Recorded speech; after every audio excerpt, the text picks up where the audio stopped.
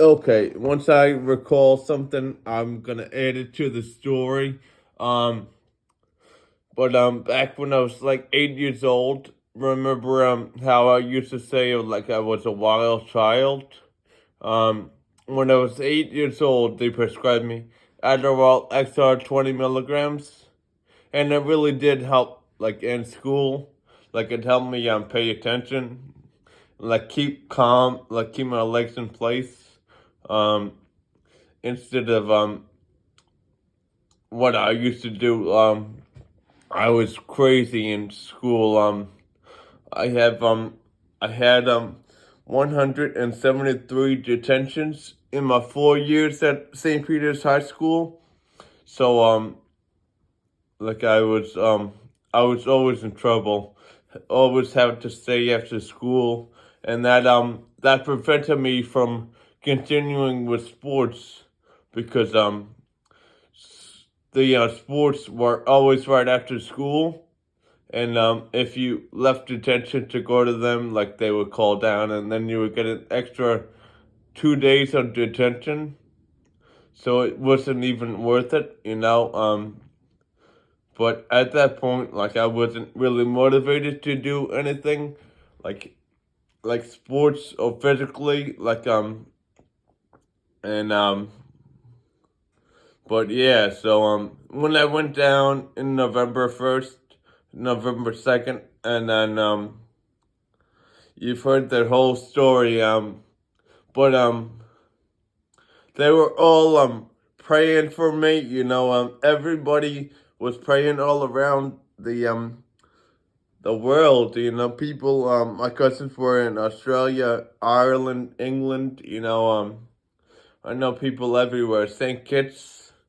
Um. So. It was definitely the power of prayer, with a little bit of self determination on my part, even though I wasn't physically doing anything per se, I was just fighting. I was still there.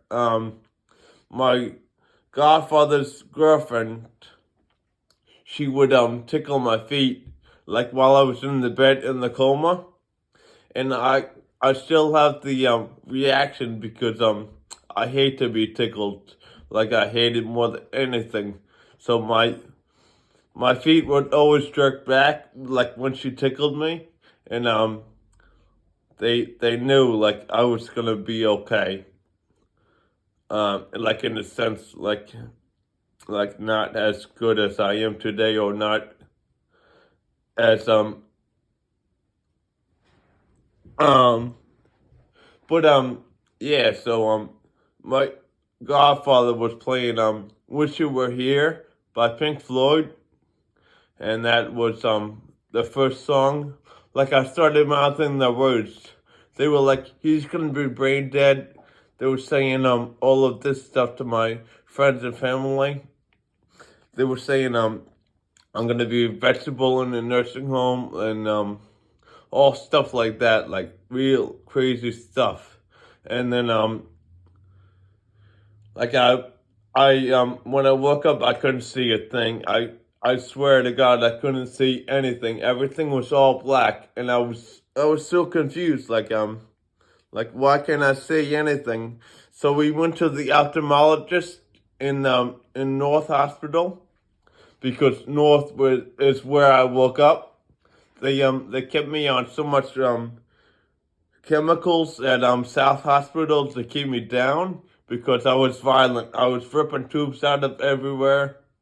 I was ripping out what do you call it? The tube in the penis. I was ripping it out, yanking it out, and so yeah, and then they were playing the song, and I started mouthing the words because like I was like so, so, and then they were like, "Oh my God, it's actually singing." And then they knew my brain was fine, and then they transferred me up to the rehab unit, and then I learned how to walk. I learned how to talk. I learned how to like put in my pants again, tie my shoes. You know, that stuff took time. And you know, if I think of anything else, I'm gonna just throw another video out there. Um, Life is definitely not to be trifled with. You know, you never know when you're gonna die. You never really know. Like you can go to sleep and not wake up, and it can be completely fine. Like nothing you did affected your life expectancy. Like you could just fall on the concrete and die somehow. Like if you get into a fight and somebody hits you and you fall the wrong way, you can die easily that way. Car accidents. You know, it's a scary world out there, but you know, hopefully with me telling my stories, my story, just many parts, hopefully it will prevent somebody from making the same mistakes I did. Like I'm still grateful for what I have now. Like even though it's not what I used to have. Like I could still walk, I could still talk, I could still play video games, you know. I could still feed myself, I could still dress myself. Like it could be worse. But like thank God, like I truly am a miracle. Like the doctors at the South Hospital give me like a 1 in 10,000 chance of making it. 1 in 10,000 chance. And but I did it. I beat the odds, you know. They can't hold me back. They can't hold me down forever. My my will is the biggest part of my life, you know.